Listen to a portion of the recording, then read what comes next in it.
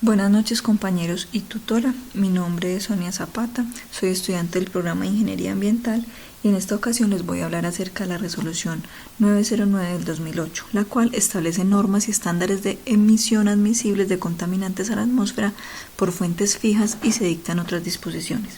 Esta resolución es muy interesante porque reglamentó las emisiones generadas por sustancias o actividades industriales que generan molestias aunque no causen daño a la salud.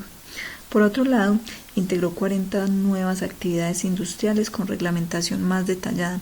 Nos vamos a dar cuenta que tiene unos capítulos específicos por actividad industrial. También incluyó unos contaminantes que no habían sido considerados en otras resoluciones. Esta resolución es muy técnica.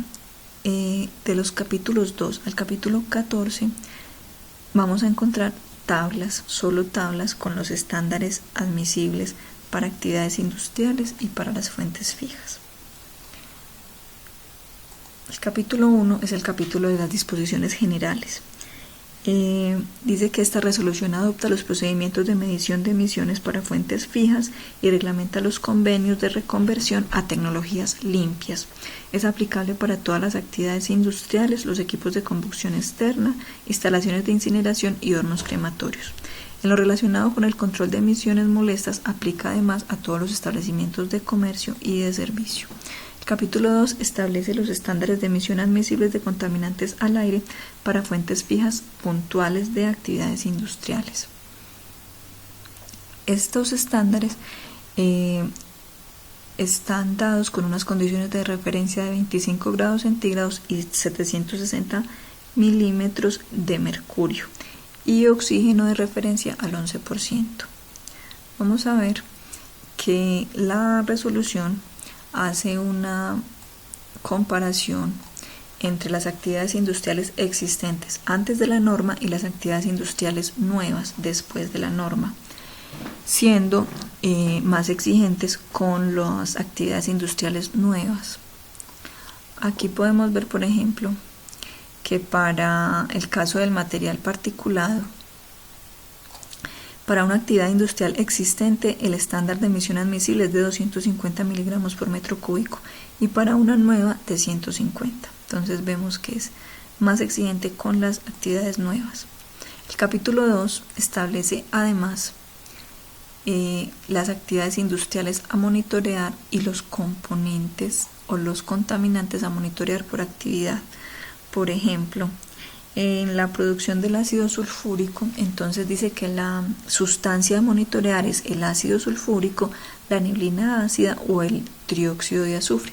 Y así por el estilo establece cada una de las actividades y cada uno de los compuestos a monitorear por actividad.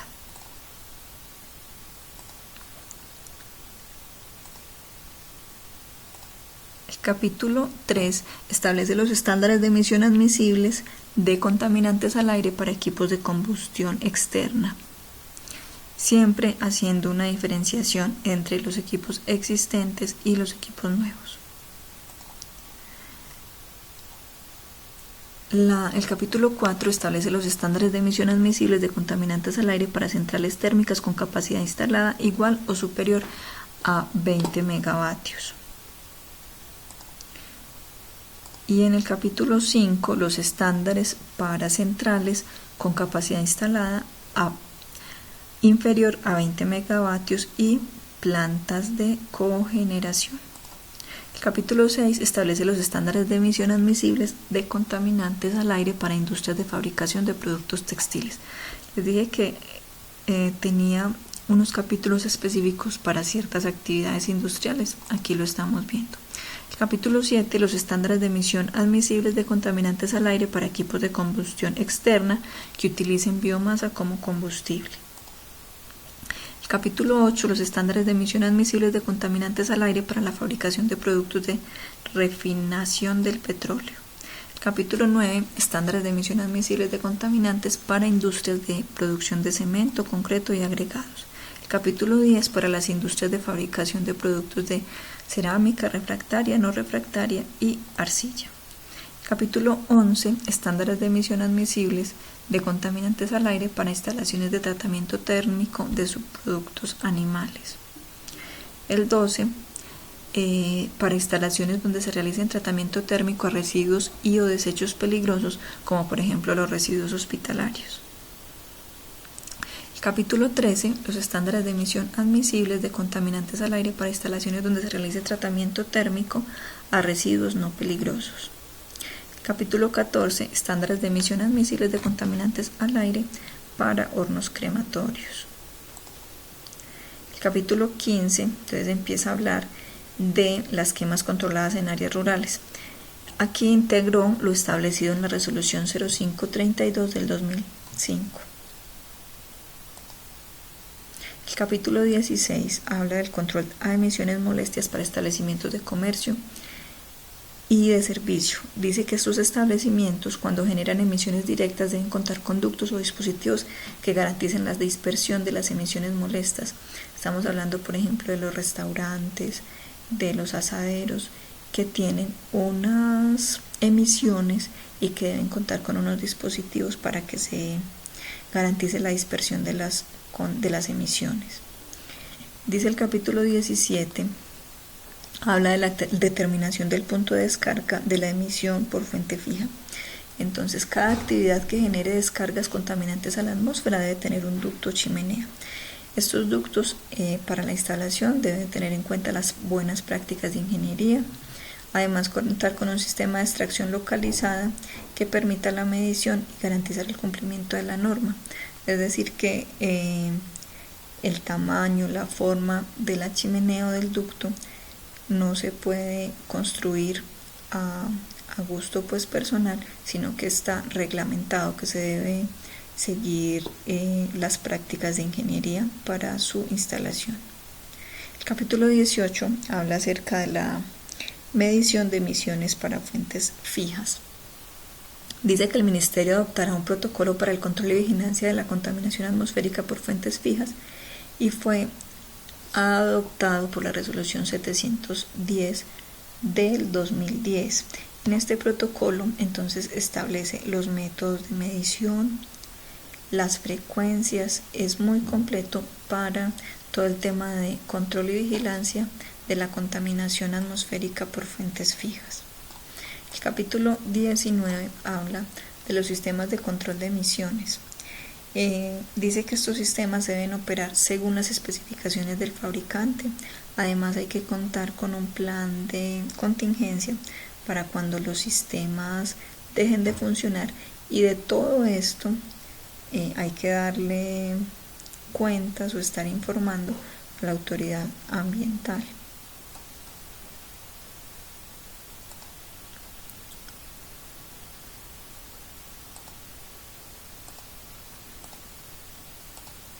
El capítulo 20 hace referencia a los convenios de reconversión a tecnologías limpias. Cuando una industria quiere mejorar o reconvertir uno de sus procesos para que sea más amigable con el medio ambiente, existe todo un procedimiento que está establecido en el capítulo 20 de esta resolución. Ahí se establece el contenido, a quién se debe presentar. Están todos los términos de referencia para hacer los convenios. Y finalmente el capítulo 21 establece las disposiciones finales, la corrección de las condiciones de referencia, porque acuérdense que hablamos que ciertos estándares estaban con condiciones de referencia de oxígeno al 11%, se me escapa, los milímetros que había de mercurio. Entonces, en las disposiciones finales se establecen unas fórmulas para hacer esos ajustes. También establece quién es el registro único ambiental, donde dice que todas las fuentes que generen emisiones, las fuentes fijas, deben estar registradas en un registro único ambiental que lo debe llevar la autoridad ambiental. Y dice que están obligados a diligenciar ese registro todos los establecimientos cuya actividad requiera licencia ambiental, plan de manejo ambiental o permiso de emisiones. También habla de los planes de reducción de la contaminación, de las competencias, de que las corporaciones autónomas son las competentes de hacer vigilancia, de las sanciones, de los anexos donde habla de cierta terminología. Eso es todo. Muchísimas gracias.